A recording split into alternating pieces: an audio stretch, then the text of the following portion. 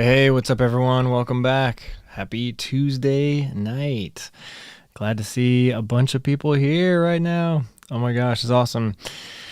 All right, so as usual on Tuesday nights, throw in the chat where you're watching from and your name.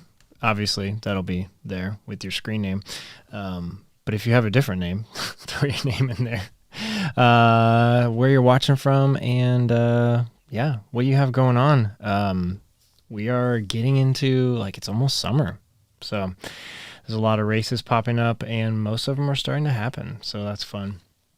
Just a reminder on this show is a solo show and we go where you guys want to go. So if you guys are watching live, drop your comments, drop your comments in the chat. If you are watching after the fact or listening to the podcast, come join us on Tuesday nights live at 9:00 Eastern time. It's a good time. So gonna roll the intro, let a few more people show up, and I'll be right back.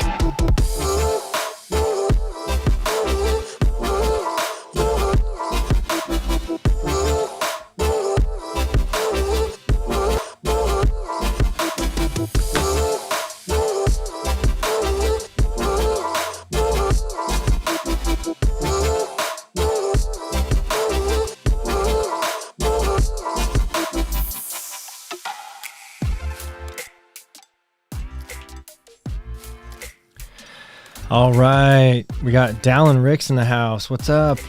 From Lubbock, Texas. James is here. Good evening, New Jersey, everyone. Christy Wiley here. Hey, everyone. What's up? Hallow Art. Haven't seen that name. Hello. Welcome to the show.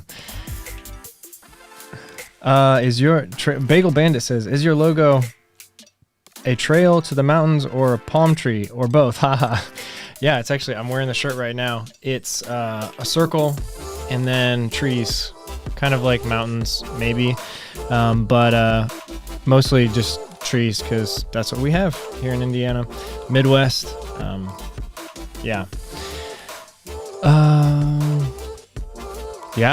James says, don't forget to come hang out on Discord. Absolutely, everyone. There should be a link down below in the links.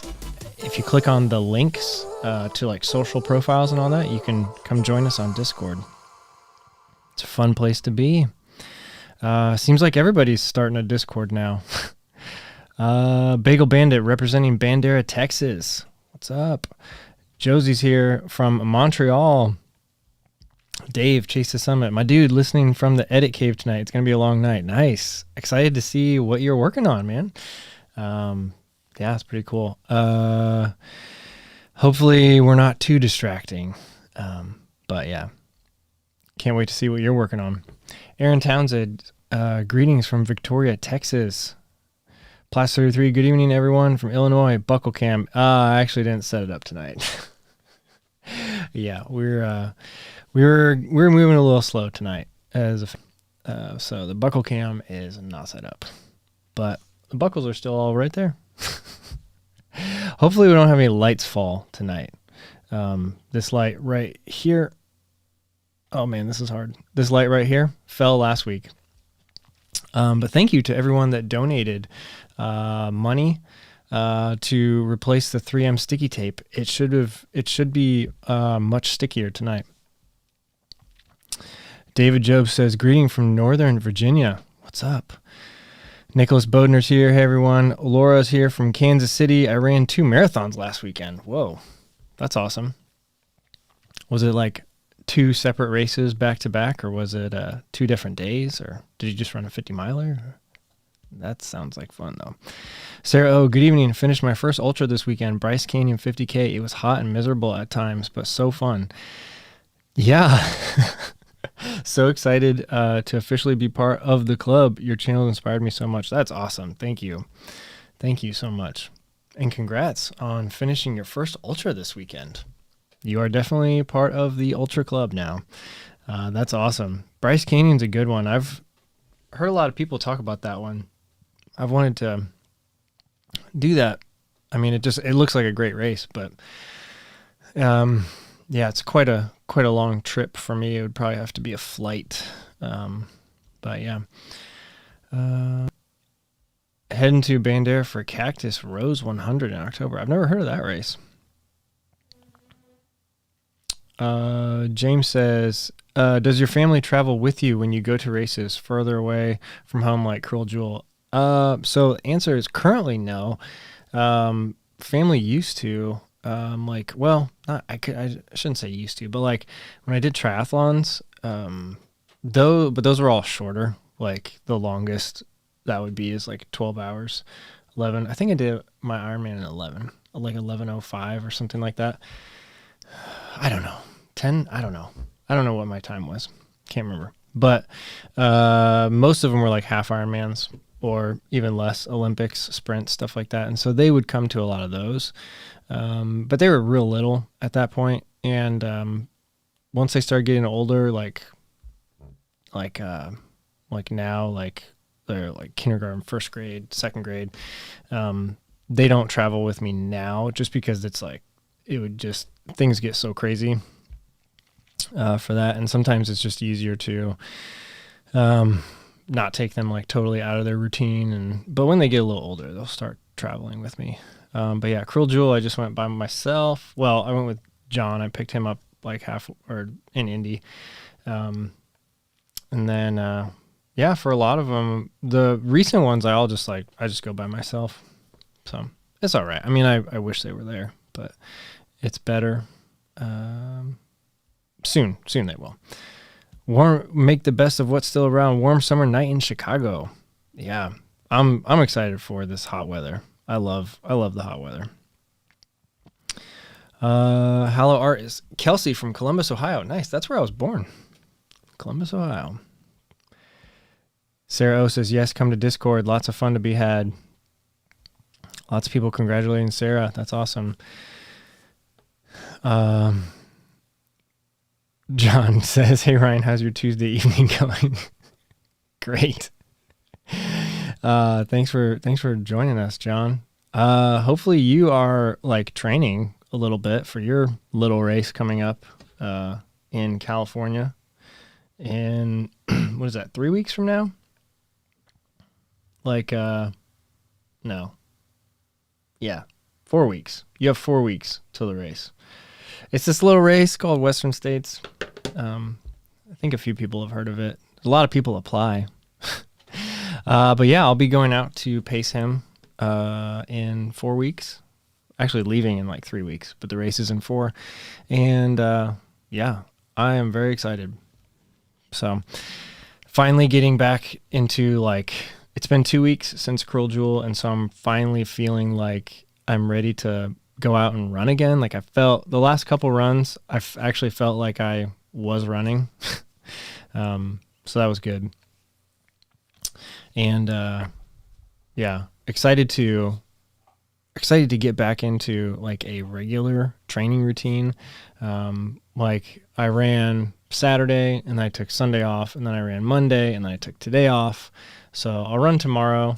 Just wanted to do like maybe half a week or a week of every other day, and then get back into the daily running real soon here, like in the next couple days probably. Because that really helps. It really helps like build up all of the connective tissue and everything, and the getting out there every day. I think it's a good thing. But yeah, I'm finally feeling like the drive to get back to running again regularly. It's always interesting, like a couple weeks after a big race, like 100-miler, because you are like, you're so like dead that you really can't do a whole lot. At the same time, you're like also like kind of taking advantage of that, because it's like, okay, finally, like I have some time, like I can just relax a little bit. And then it's just like, I love the couple weeks after a race, because it's just, it's like free reign. Like you should just, like take advantage of that, do whatever you want, eat whatever you want, be lazy if you want, like do whatever. So I really think that's a good, healthy thing to do for a couple weeks after a race. But once about 2 weeks rolls around, I'm like really starting to get the itch to like start training like a lot again. So we're there right now. So I feel good. I have like, I've just been wanting to keep it just kind of chill though for the last couple of days, like not just jump back into like super intense, like trying to run like 8 or 10 miles a day or something. We got plenty of time for that. Let's see. A couple of questions here. Justin says, do you ever think you would do an event like Across the Years or 6 days in the Dome? Yeah, I like Across the Years is a race that I do kind of follow every time that they have that. Like I just kind of pay attention on social media.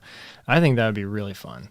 It'd be really fun to go with a group of people and just kind of like have a party for like 6 days or however long it is. I think is it longer than that? However long it is, and just hang out and see like, yeah, just see like how much you can run in like that time. I think that's pretty cool. 6 days in the Dome is, I believe that's on like a 200 meter track or something. Like it's a really small, maybe it's 400 meter, but I'm pretty sure it's a small track. That doesn't really interest me whatsoever. I know that a lot of people love it. But for me, yeah, I'm not there yet. I'm not to the point where that type of monotonous running appeals to me. But maybe someday I would do something like that. But Across the Years, I think that's like maybe a 2, 3, 4 mile loop or something like that. Maybe it's less than that. Maybe I'm wrong, but it's at least some sort of loop where you're kind of like going around and you have a few things to look at when you're running.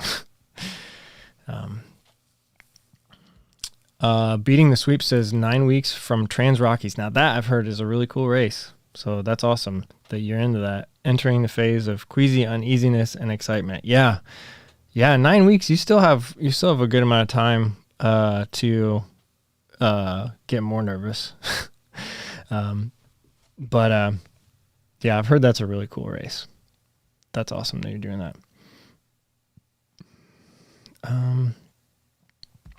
Sarah says, what do you do to train, if anything, to pace for an event like Western States? Good question. So that is pretty much just, it's a little bit, it's a little bit uncertain at this point, like how much I'm running. Like I was just texting with John today, and I think I know, but things could change.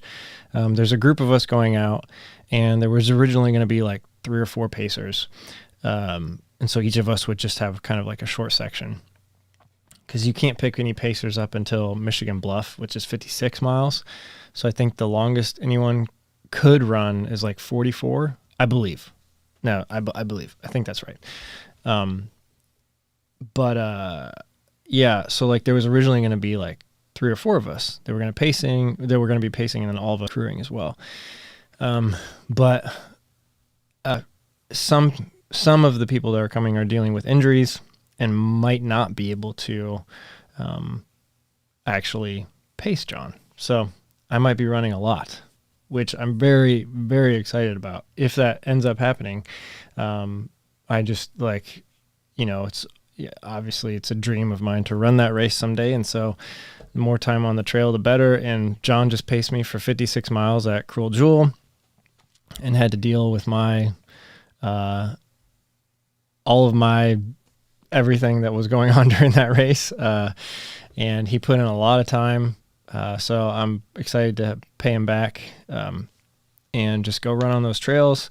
And he's going to be going quick too. Like it's not going to be a whole lot of walking or anything like that.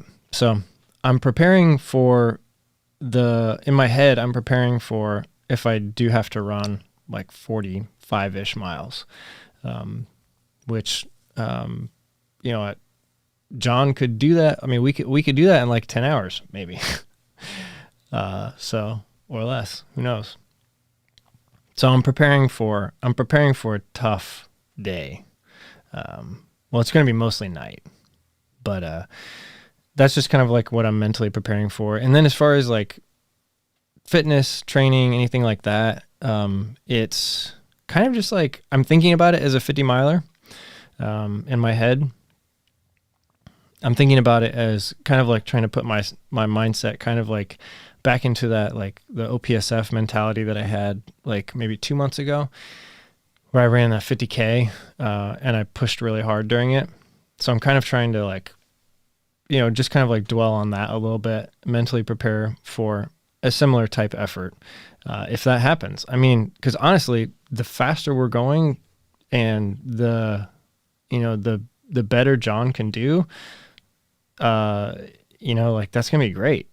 So like, I'm not hoping for an easy day out there. I'm hoping for a really tough day.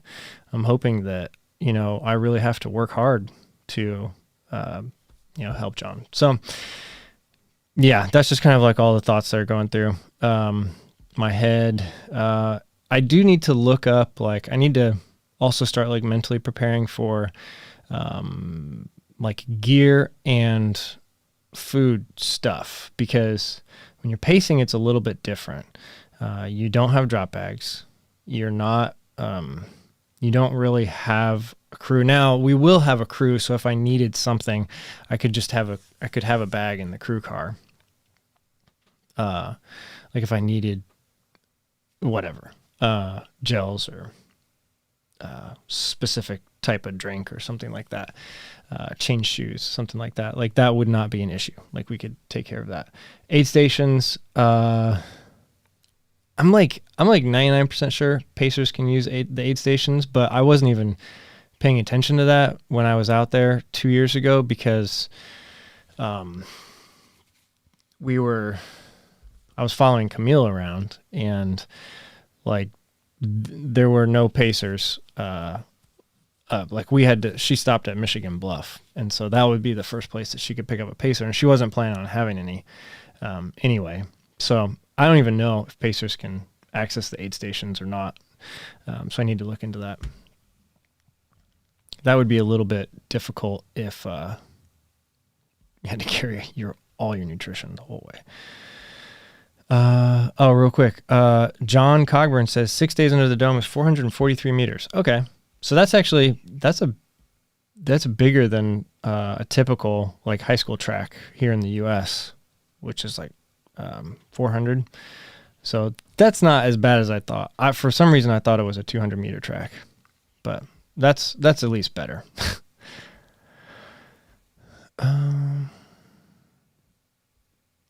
Audra says, "Hey, Ryan, how does it feel to start running it?" It feels amazing. And like, I have to really slow myself down, because I just want to, like, I get out there and I'm like, okay, like I'm so excited to be running again. And I want to get to that spot where it like feels like I'm running really great, which is kind of like, for me, that's somewhere around like 7:30, 7:45 pace, like going like pretty quick.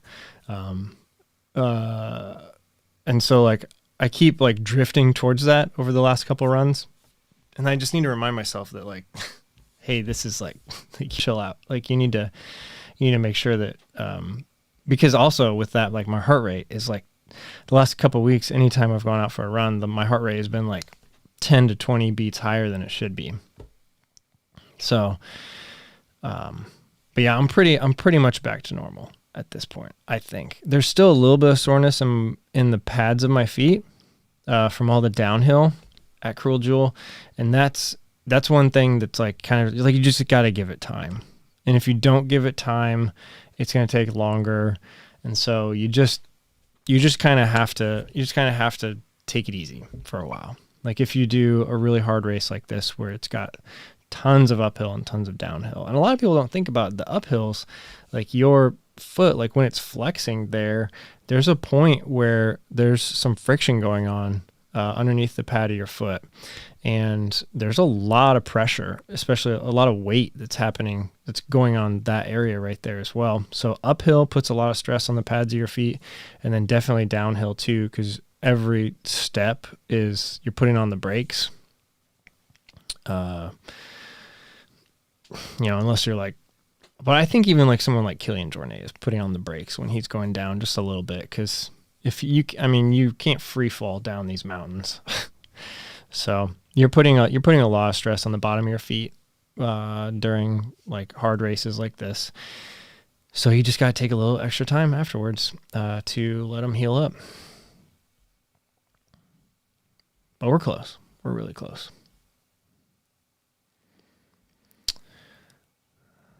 Let's see. Yeah, Justin says don't get dropped. And John says, thank you, Ryan. I hope you have a hard day. Yes, that would be the best thing ever. And the Pacers have full access to aid stations. Perfect. That's good to know. Oh, interesting question. Aaron says, hey, Ryan, hypothetically, if you had a guaranteed entry into one race next year, what race do you choose and why? Oh, man. I would have to say Hard Rock, just because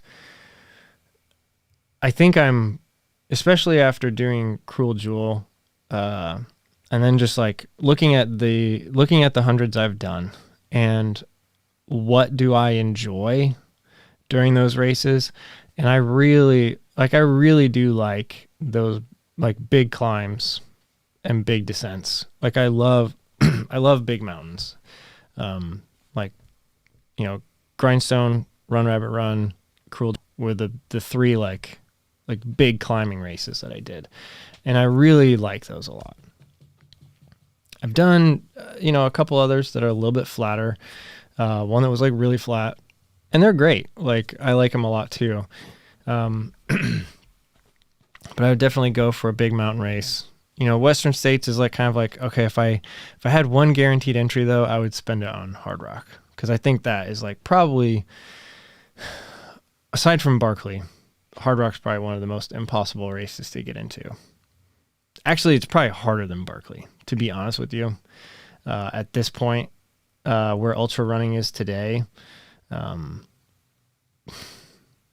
yeah. Like Barkley, you just got to figure out how to get one guy to let you in. Hard Rock, it's a lottery, and the odds are just like astronomically against newbies.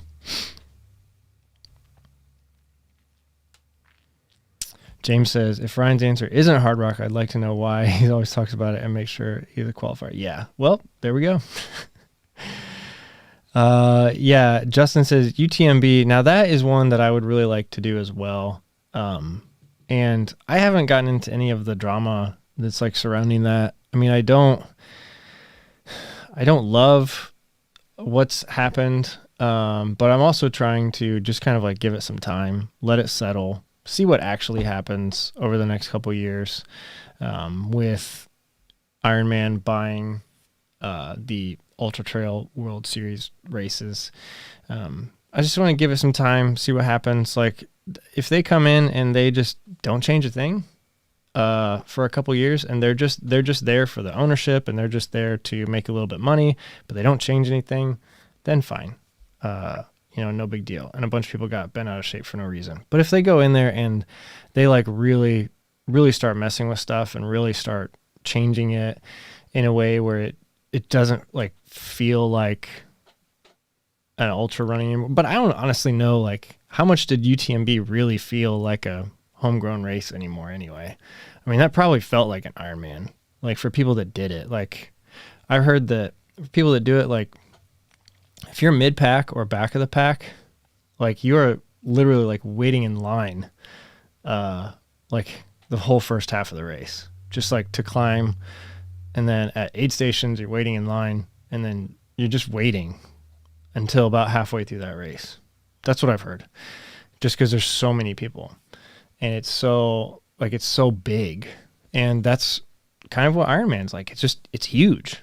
Like they have, like a couple thousand people that do each of those races, and they're massive. They're huge. And yeah, I don't know. But yeah, so that's my first thought is like, how much did UTMB actually feel like the homegrown ultras that a lot of us love anyway? So like, how much is it really going to change? Who knows? But I just want to give it some time. UTMB is one that like I would definitely want to do it someday, just because the setting. I mean, you just watch some of those videos from that race and it's just like, just absolutely incredible.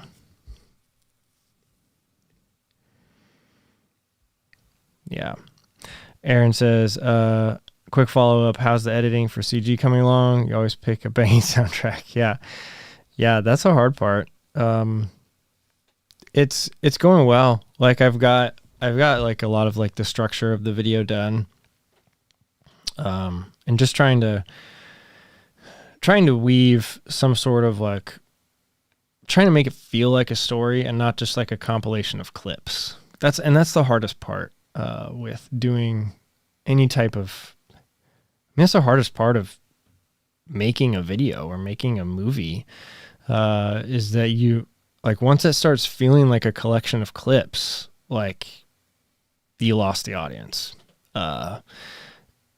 In a way, there's two ways to go about it. Either you kind of have to work yourself through that stage for a long time. Like maybe like if you're starting a YouTube channel, like your first 50 videos, maybe first 100 videos, like unless you really kind of have an eye for it, it's probably just going to feel like a bunch of like a compilation of clips.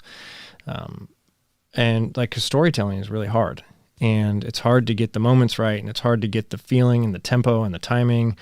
Like especially if you don't have a musical background, like, because music and rhythm is so important in video. So yeah, that's kind of like the hard part. Like the way I have it is that I dump everything in a timeline, and then I start chopping it up, and I take out like all of the stuff like that's not usable. Like, anytime you start your camera, the first 4, 5, 10 seconds, it's probably unusable because you're moving around, trying to figure out what your shot is. Maybe you say something, and then the last 3 or 4 seconds is also unusable because you're trying to figure out how to stop your camera and not fall down a mountain.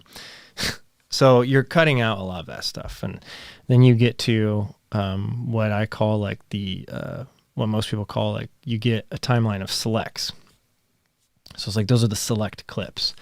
These are the ones that could be used. And so then after that, you go through all of that and you start whittling that down as well. And you just start being like brutal, and anything that isn't good, you just chop it out.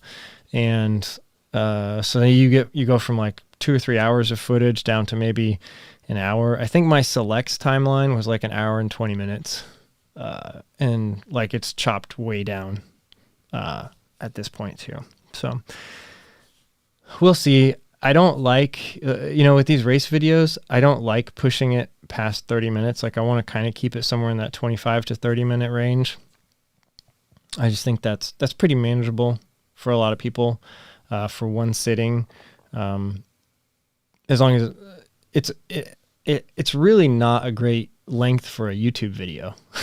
Like the best length they say is like 8 to 10 minutes.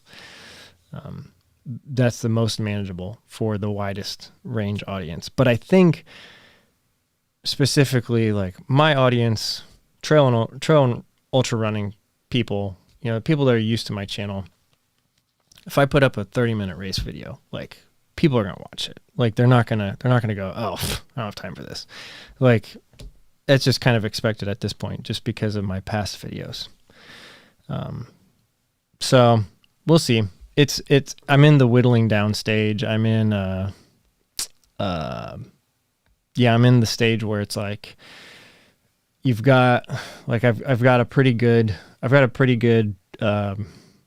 feeling about it, and like the structure's kind of coming together, and just trying to make decisions on where, like, how to tell the story. Am I going to tell it just completely visual? Am I going to jump in and do some like narration?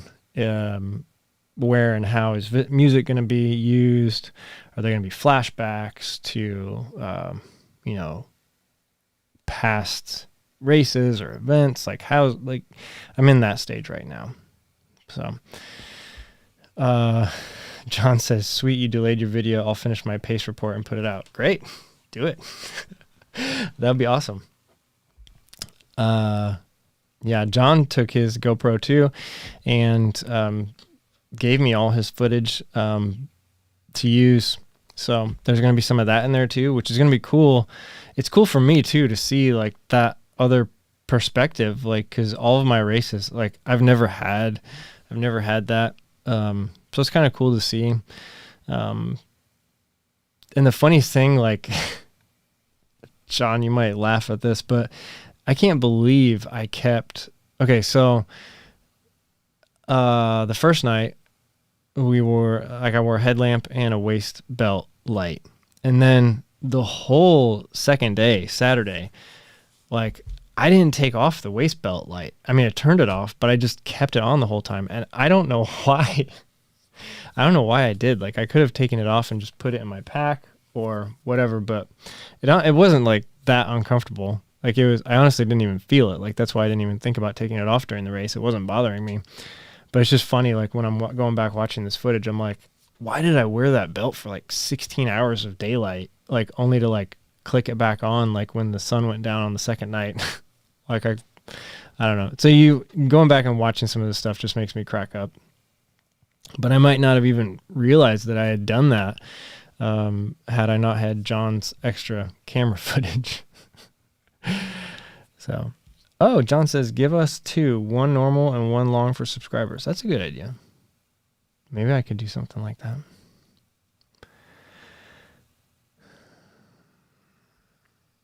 I think a couple people are talking about here about like treadmills. Let's get to that in just a second. Follow up on the video stuff. Hallow Art says, what program do you use to edit videos? And the answer is DaVinci Resolve. I have I used the free version for a long time. And that honestly is all you really need for like typical like YouTube stuff. I ended up paying for the full version, which is only $300. Just because I was just really happy with the free version and wanted a few extra things. Like with the paid version, like you can get some pretty good looking like film grain. You can get some extra like effects and transitions, which I honestly don't even really use.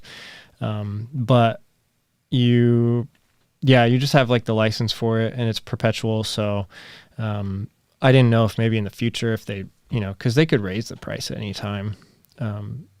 To $600-700. But with this perpetual license, like theoretically, I won't ever have to pay for it again. So that's kind of nice. But yeah, I used to use Premiere Pro. I tried Final Cut for a while. I just didn't really like Final Cut. Oh, wow. What's up? A new subscriber. I don't know how to pronounce that. I've never seen that. That is really cool. So welcome.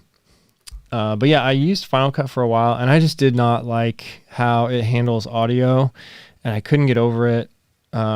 Because like audio is like part of my job. Like I work in audio like every day and I couldn't, like I've used Pro Tools since I was like 18 years old. I just couldn't get over how, they did the audio in Final Cut. And I know you're supposed to import it into Logic and mix it there, but it just, I don't know. It didn't make sense to me. Not that it didn't make sense. I didn't like it. I'll just say that. But yeah, I've used like Cubase, Ableton, Pro Tools, like all of that to like do music production and mix. I've used Logic. And I don't know why Final Cut does their audio the way they do. It's so that you'll buy Logic. But yeah, some people have figured it out and have made it work for YouTube, obviously. But I just prefer kind of the typical way of seeing all your channels. Put plugins on any channels you want. You have a mixer. You can do your automation. Yeah. Let's let's see. There was a couple questions about treadmill. So Nicholas Bodner asks, anyone have good recommendations on treadmill? And so my recommendation is to, I think it's really important with anything that's a big purchase. Like, number one, to just like figure out what your budget is first, because any treadmill is better than no treadmill, is my opinion, because it's probably going to get you to run more.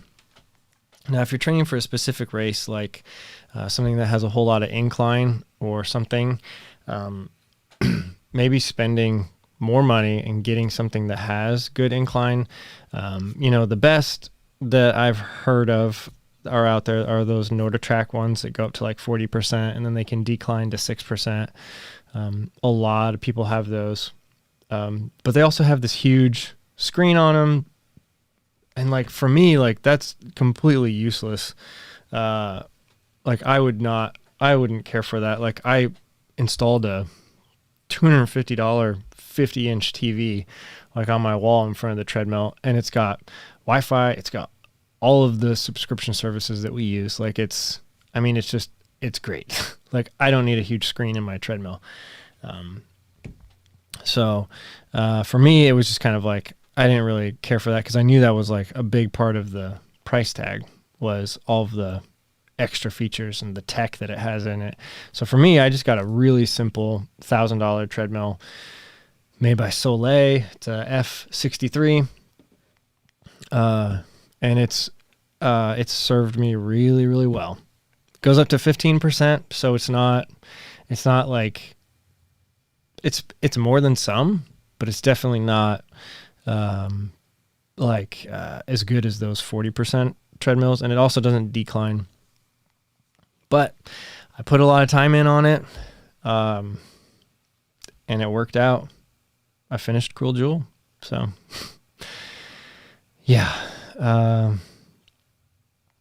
Bagel Bandit asks, do you ever get flashback sympathy pains when watching your clips? And the answer is yeah. Sometimes, like, I'll watch stuff and I'll just like remember like what I was feeling, and I don't know if I really like, it's not like super strong feelings or anything, but sometimes I do. Like, I'm watching it, I'm like, man, like that was a really important like moment for me, like when I decided to go ahead. Or like, I watched some of the footage from like Kettle or Mohican, and that, like, I can't stand watching that again. Like, I think I watched each of those videos maybe one time after I posted it, just to make sure that there were no like mess ups in the video file.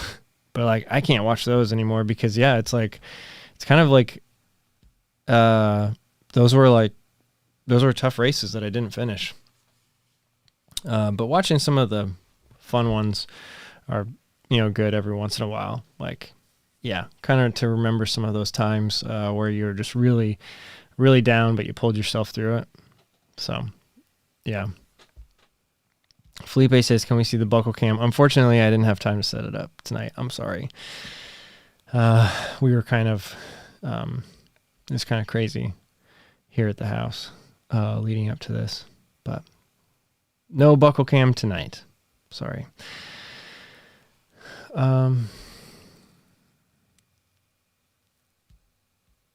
Good idea, John. One version could be called Terrence Malick shots, and we can get Werner Herzog. I don't know how you're supposed to pronounce that, but yes, he's awesome. Both those guys are great. That could be, if he wants to narrate my Cruel Jewel video, then whatever. If we need to start a Kickstarter for that to happen, like, let's do it.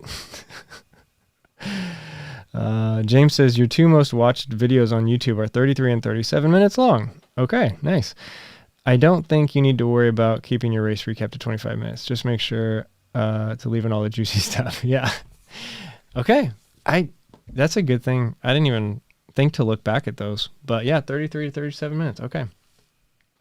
But yeah, that's an important thing and then one thing I told John, I was like, like, get all of the bad stuff. Like, if I'm like like having a really tough time, or in pain, or sitting on the side of the trail, or crying, or throwing up, or whatever, I was like, make sure you get that, because that's the stuff that you want in there. It can be boring if it's just all like happy-go-lucky positive stuff. And honestly, like I know I had tough moments, but I didn't have any real like breakdowns. It was kind of unfortunate for the video. But I didn't have any times where I was just like, yeah, I didn't have any super dramatic times. We'll see what I can like cook up like in the edit. But there was a lot of moments where, there was a couple interactions that I can remember, like just from, going through and editing, that where I was just kind of like, mad about something like the food or something like that. Or, we were doing some big climb, or, I did get sick in the middle of the first night. So that'll be in there. Yeah. But you want all that bad stuff in there. You want those tough moments. You want to see the struggle. Like as a viewer, like YouTube videos are boring when there's no stakes involved, and not like stakes like food, but like when the stakes aren't high. Like when there's not a moment where you're like, I don't know if this is going to work out for this person. Like whatever it is, like you look at like the biggest videos out there, like Mr. Beast, Eric, like even like Casey Neistat videos from years ago, like there was a story structure. There was a character arc. Like there were events that are happening in those videos. So, and some of them like, if you really break down YouTube videos, like the biggest channels out there, the highest rated videos, or not the highest rated, but the highest viewed videos, like they're just a ultra compressed version of, just a story structure from like, I don't know if you guys have ever heard like Save the Cat, books like that, like where your character goes through these events. Those are the kind of stories that like really resonate with people and get you to keep watching. And sometimes you're watching a YouTube video and you don't even realize that you're watching something that has a great story structure. You're just entertained. But a lot of them do. And it's really interesting to go in and like figure out why do these YouTube videos that I really like, why do I like them? So it's a good exercise to go through. James says, before buying a NordicTrack though, watch Chase the Summit's video on how completely useless their customer service is. Yeah. That's why, like, if you ever buy a NordicTrack, you just cross your fingers that nothing ever happens.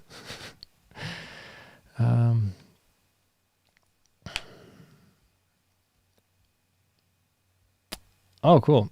Aaron says, runtime for ultra videos is not a factor. I'm not as near as interested in a 10 to 20 minute race video as a 60 to 90 minute video. All right. Good to know. Dallin says, longer the better. Include it all. Awesome. Oh, John says bathroom breaks. Yeah. Maybe we'll include one or two of those. I don't know. I mean, that happens. Like when you're in the middle of a 100-miler, there are certain times where you get your salt, electrolyte, water balance a little bit off, and like all that water just starts going right through you. Justin says, as I prepare for Leadville, I've watched your pacing video at Leadville probably 20 times. Nice. Amazing ending. That's awesome. Yeah, that's really cool. That's really cool. That was a great trip. The Clayton cut. There we go. Get it trending.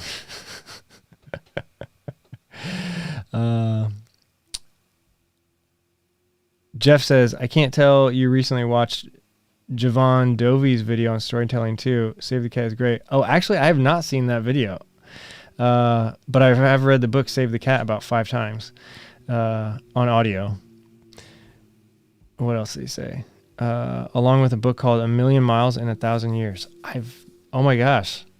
I need to figure out who this Jevon Dovey is, and I need to read the book A Million Miles in 1,000 Years. Thanks, Jeff. Oh, you followed it up with your comment. I can tell. Okay, cool. Yeah. But no, Save the Cat. Like, for those of you that want to, honestly, like, Save the Cat is such a short, easy to read book. It's on Audible for pretty cheap, and it's short. I think everybody that is into movies or any type of like story based like fiction. Is all fiction story based? I meant like, okay, so like novels, movies, TV shows, YouTube videos, all of that, comics, all of that. Like, if you read Save the Cat, you're going to get an overview in very easy to understand terms of like what a character arc is and events that as an audience we've all come to expect in the timeline of that character. And you can like, now when I watch movies, and I've read a lot of books about this, but now that when I watch movies, I'm probably like annoying to my wife. It's probably why she doesn't watch movies with me anymore. But I'm like, okay, in about 5 minutes, this is going to happen. And then it happens, especially like Disney movies, like any type of movies that are made by like Marvel, like, I mean, like all of the big, huge companies that are pumping out videos, like constant movies for the masses, you know, like anything that's supposedly going to be a blockbuster hit, like you can time it out exactly when events are going to happen. And there's hardly any surprises in those types of movies. But it works and it's entertaining and you watch because that's what you've grown to expect. And like, you want to go on that journey because that's the hero's journey. Like you want to have that high, you want to have that fun, you want to have that low, and then you want to have that redemption. And like, that's what we've all come to expect. And so if you read a book like this and you learn about this, you can really understand movies better. And then you can also understand why you didn't like movies or why you really liked movies. And sometimes like I can tell if I'm going to like a movie or not in the first like 10 minutes. And you know, so anyway, like I think it's just, it's cool. Like, it's just really cool. When you start learning about this kind of stuff. So I try to apply that to YouTube, and a lot of times you can't apply it to like every YouTube video, but definitely any time that I try to put anything that's like together, like any of the documentaries that I've worked on, like I write this stuff out and I plan it out and I'm filling in the blanks and I'm saying, okay, like, especially, the video I did with Camille Herron, the video, the series I did with Rob, running the Triple Crown, like all of those episodes were like planned out after all of the footage was taken, after all the trips, and I'm like putting it all together. But that's why, at least for me, like I feel like I did an okay job. But that's why like those episodes, like they have an arc to them. So, yeah, anyway, I could probably talk for a long time about that. But, well, it's actually still like more than 50 people watching. So that's cool. People care about this. That's awesome, guys. Cool.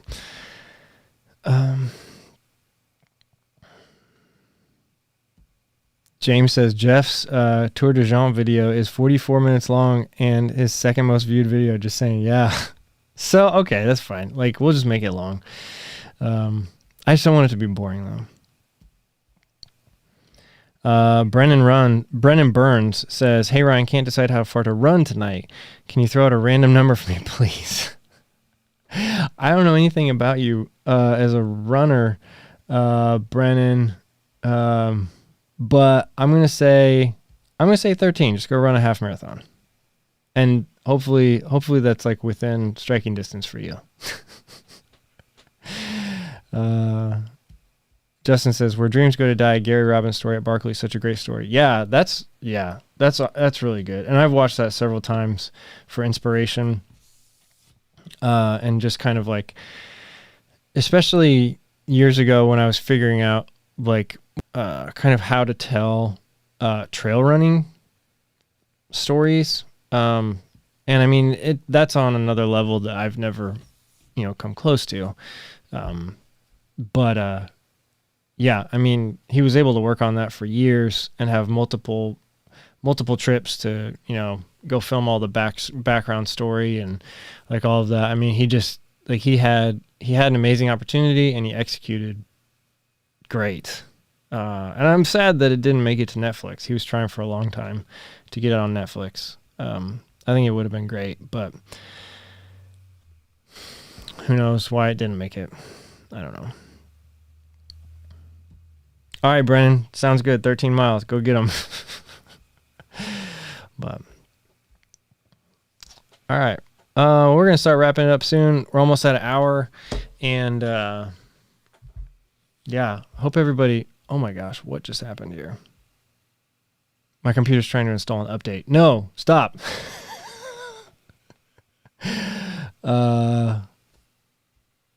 Okay. I think we're good now. I've got multiple things on my screen. We're just going to keep talking. But yeah, let me know if you guys have any other questions. If you, I think I know what happened. Okay. But yeah, we are, like I said, getting into summer, getting into racing. I'm very, very excited about this Western States trip coming up pretty soon, and really excited to take you guys along too, because I'm going to be out there for a full week, and hopefully, if the place has good internet, like maybe be able to upload a video or two while I'm out there too. Maybe do a live. Actually, I'm flying out on a Tuesday morning, so that night, oh boy, that night would be the regular Tuesday night live, but I don't know. Most of these Airbnbs have horrendous internet. So we'll have to play that by ear maybe. Maybe just do a real quick one or something. But yeah, I'm really excited about that. And then just like, since Cruel Jewel's been over, like I've just felt this like real like freedom to just run like for fun again, which is really awesome. And obviously, like if you look at my Strava, like I've only ran a few times, but just looking ahead and knowing that like I'm not locked in on like a specific training plan for a specific race, at least for a while. And that's just a really exciting feeling. So, Aaron says, next week, let's talk about cinematography. Really enjoyed this film talk. Awesome. Let's do it. Aaron, if you don't know who Roger Deakins is, you should Google him right now. And then you should also subscribe to the Team Deakins podcast, because you can get it's like a gold mine of knowledge, honestly. Like just out of the last couple, like I've read a lot of books over the last couple years. But that podcast honestly is like on the level of a lot of the books I've read, just because it's Roger Deakins and his wife, and they just interview like all of these like huge people in the movie making industry. And I mean, he's obviously got an incredible amount of experience himself, and arguably like one of the most talented cinematographers out there. So check out that podcast.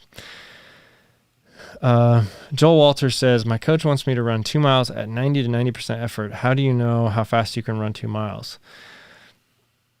That's a good question. 90 to 90% effort of what? Like, is he talking about like max heart rate or 90% of your 5K pace? Like, there's a lot that could, I would ask for more details from your coach. You should have more details on that, because 90 to 95% of what? Sprinting? That's going to be hard to hold for 2 miles. Justin says, so good to be back and catch it live. Keep up with the great work. Any new shoe reviews coming up? Yes, I've got at least like 10 probably.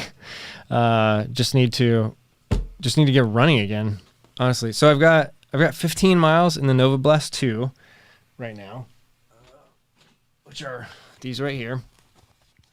And these have been great so far.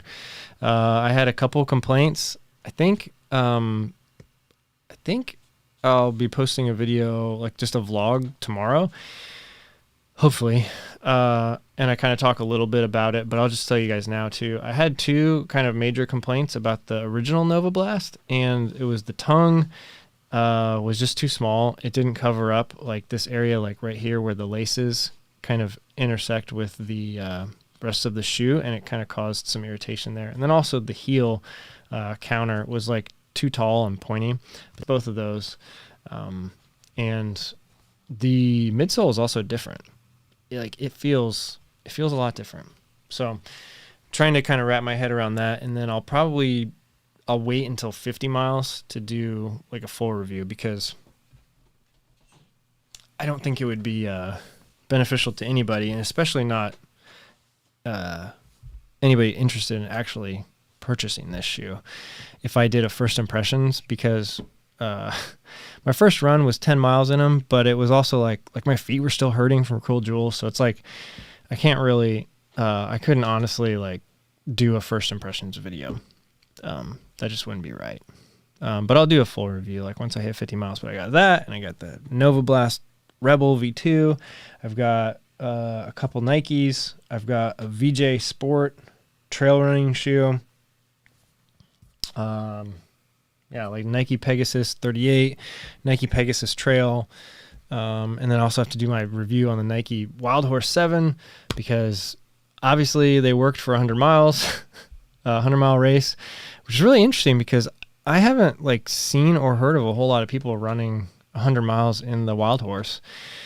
Maybe I just haven't been paying attention to people that run in Nikes. Maybe I just don't follow enough of them on Instagram or whatever. But man, like they worked really well. I really enjoyed them. So that full review will be coming out really soon. Like I've got my review on the Speedhound and the Speedhound recovery boots coming out soon. So yeah, lots of reviews coming out and vlogs, and then obviously the Cruel Jewel race video. But my main focus right now is the Cruel Jewel race video, and then like if I can, like inject in a few like quick vlogs and stuff just to keep things going.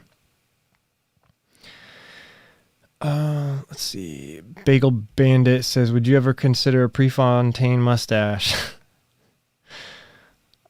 Never say never, I guess. Aaron says, amazing guy. Blade Runner 2049. Yes. Gorgeous film. All the Coen brothers. Yes. We'll definitely check out his podcast. Yeah. Honestly, No Country for Old Men. I could probably watch that movie every single night. Like, just, yeah.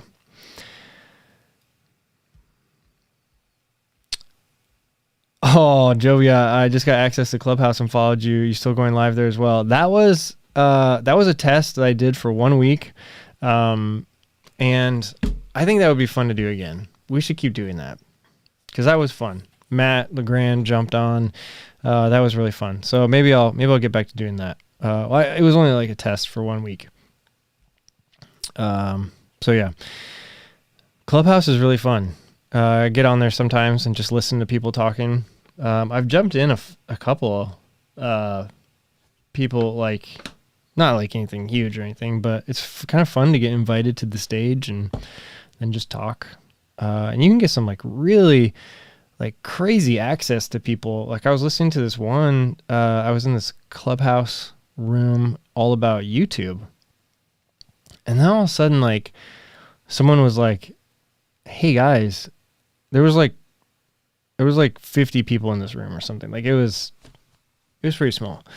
And someone was like, hey guys, I think like an executive at YouTube is in this room right now. Let's invite him to the stage. And they invited him, and then he got on, and he was like the head of like development for discovery at YouTube. And so like this guy, like this exec at YouTube was talking about like the best ways to, and it wasn't any like insider secrets. He was basically just kind of confirming a lot of the stuff we know, but just kind of like talking about like how to get discovered on YouTube and everything. And like he was like the guy in charge of it all.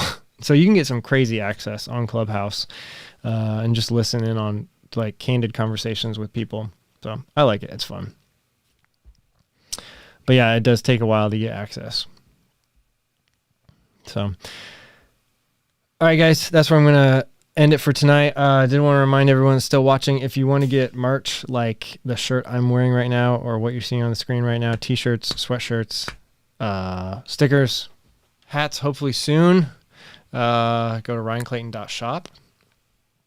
And then, yeah, you can be wearing this t-shirt that I'm wearing right now. So it's pretty awesome. And it was really fun. It's really fun seeing all of the people that are posting on Instagram stories and posts wearing these shirts. So it's cool. I did wear a prototype hat for the race, and I liked it. I might actually order a bunch of them. But yeah, so we'll see. But thank you to everyone that has picked some up.